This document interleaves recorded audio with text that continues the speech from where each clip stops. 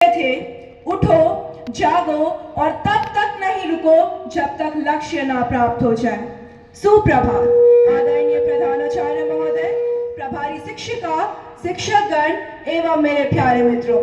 आज मैं अक्षिता और मैं सिया कक्षा नवम फ की छात्राएं अथर्व सदन की ओर से आप सभी के समक्ष आज का विचार लेकर प्रस्तुत हुए हैं।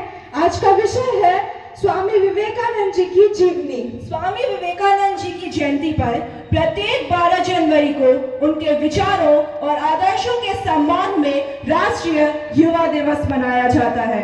कलकत्ता में स्वामी विवेकानंद जी पैदा हुए, जिन्होंने अज्ञेय दर्शन को अपनाया, जो विज्ञान में विकास के साथ पश्चिम में प्रचलित थे।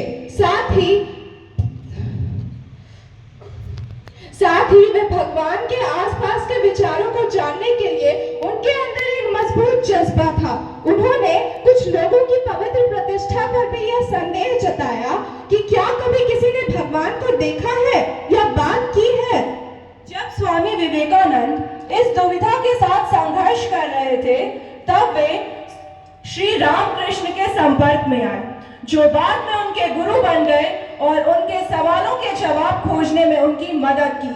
स्वामी विवेकानंद जी का व्यक्तित्व इतना प्रेरणादायक था कि वे 19वीं शताब्दी के अंत में और 20वीं शताब्दी के पहले दशक के अंत में न सिर्फ भारत में बल्कि विदेशों में और खास तौर पर अमेरिका में बहुत प्रसिद्ध व्यक्ति बने।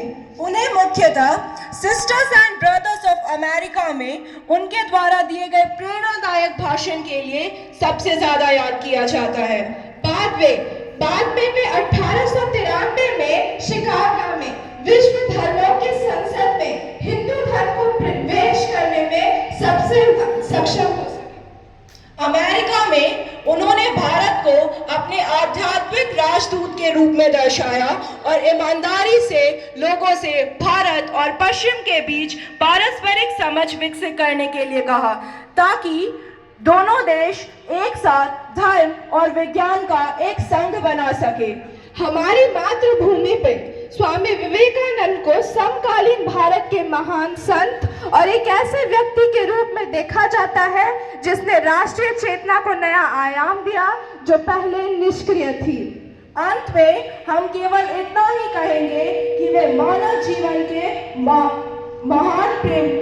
मानव जाति के महान प्रेमी थे और उनके जीवन के अनुभव हमेशा लोगों को प्रेरित करते थे, मनुष्यों की भावना को प्राप्त करने की इच्छा को नवीनीकृत करते थे। आशा करते हैं आपको स्वामी विवेकानंद की जीवनी से कुछ प्रेरणा मिली होगी। धन्यवाद। आपका दिन मंगलमय हो।